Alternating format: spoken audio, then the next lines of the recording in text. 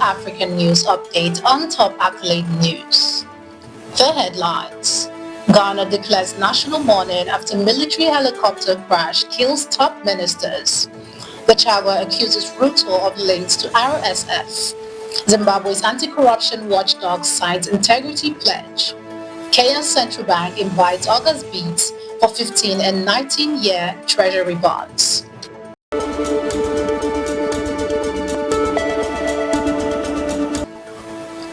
We start today with a focus in politics.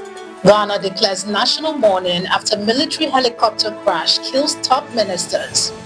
Ghana is in mourning after a military helicopter crash claimed the lives of 8 people, including Defense Minister Omane Boamah, Environmental Minister Ibrahim Murtala Muhammed, and other top officials. The aircraft en route from Accra to Obuasi in the Ashanti region went off the radar before its wreckage was found in a Dancy.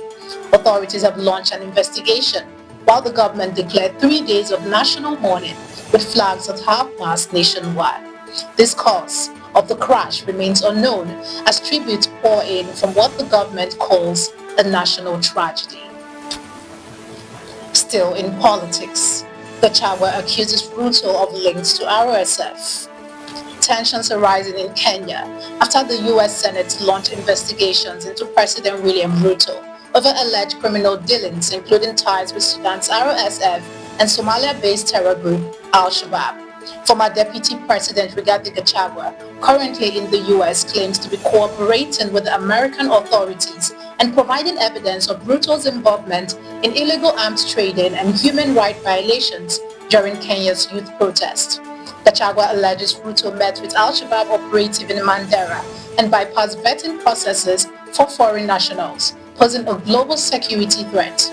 The Kenya opposition is also considering filing charges at the ICC. Moving on in politics, Zimbabwe's anti-corruption watchdog signs integrity pledge. The Zimbabwe Independent Complaints Commission has declared corruption a human rights violation, calling for accountability across public and private sectors. Speaking at an integrity pledge signing ceremony in Harare, ZICC chairperson Justice Webster Chinamora emphasized the Commission's constitutional mandate to investigate security services and uphold ethical leadership. Highlighting the impact of corruption on justice and public trust, Chinamora said Vision 2030 cannot be achieved without integrity-driven institutions. Zimbabwe Anti-Corruption Commission Commissioner Chido Madiwa echoed the call for interagency collaboration to ensure transparency, accountability, and zero tolerance for graft. Shifting focus to economy, Kenya's central bank invites August bid for 15 and 19-year treasury bonds. The Central Bank of Kenya has reopened bid for 15-year and 19-year infrastructure bonds, offering returns of up to 12.96% as it seeks to raise 90 billion Kenyan shillings to fund the 2025/2026 national budget. Experts advise investors to weigh key factors before investing, including bond type, maturity, interest payout schedule, and overall portfolio strategy. Tax-free infrastructure bonds remain highly attractive, especially for those seeking long-term predictable income. Investors must submit bids by Wednesday, August 13, 2025. You're watching the African News Update on Top Accolade News. Do stay with us. Still to come.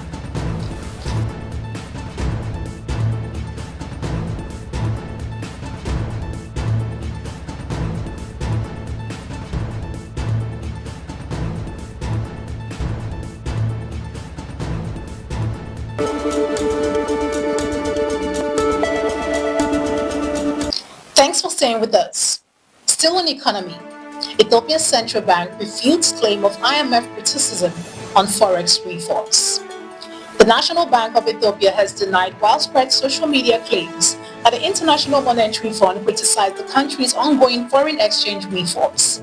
Speaking during a press conference, MBE Governor Mahmoud Miretu said the IMF has maintained a positive outlook on Ethiopia's economic and forex policies, calling reports of criticism false and baseless. He pointed to slowing inflation, rising foreign inflows and improved access to foreign currency for businesses are signs that the reforms are working. Mamo also warned of firm action, including confiscation of funds against importers and money transfer agents using or promoting black market foreign dealings, particularly targeting illegal activities traced to Dubai, as the bank ramps up monitoring and enforcement to stabilize Ethiopia's financial system.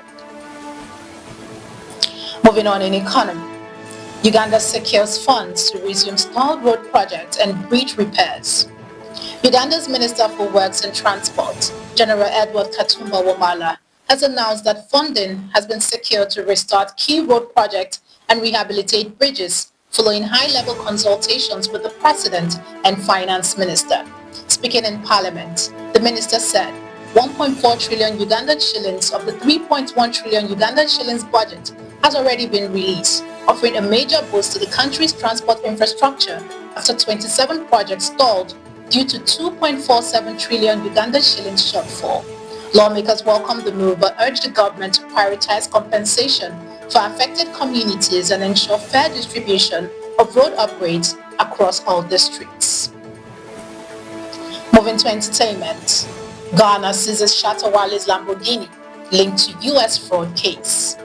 Ghanaian authorities have seized a 2019 Lamborghini Urus, allegedly linked to criminal proceeds involving jailed Ghanaian fraudster Nana Kwabena Amoah, following a request from the US. The luxury car was reportedly in the possession of music star Shatta Wale, who denies any connection to Amoah, insisting he is a third-party owner. Wale criticized the armed operation at his home and claimed he provided valid documents showing he bought the car for $150,000. The car is now in state custody and expected to be repatriated to the US as part of a $4.7 million restitution order tied to Amoah's fraud conviction. Now in sports, Football Kenya Federation penalized for chaos at Kasarani Stadium.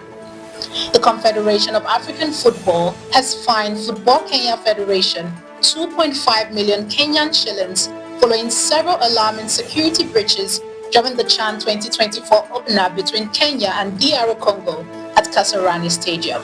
The CAF security report highlighted a series of incidents, including a stampede at Gate 11, fans lighting fires on the stand, a motorbike driving through the crowd, and CAF staff being blocked from the VVIP section by state security.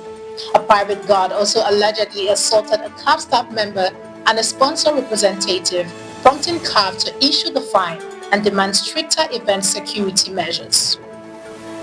That concludes our African news update for today. Stay tuned for more African news and developments. Thanks for joining us. I am Ojarome Okocha. Connect and engage with us on all our social media handles. Do have a wonderful day.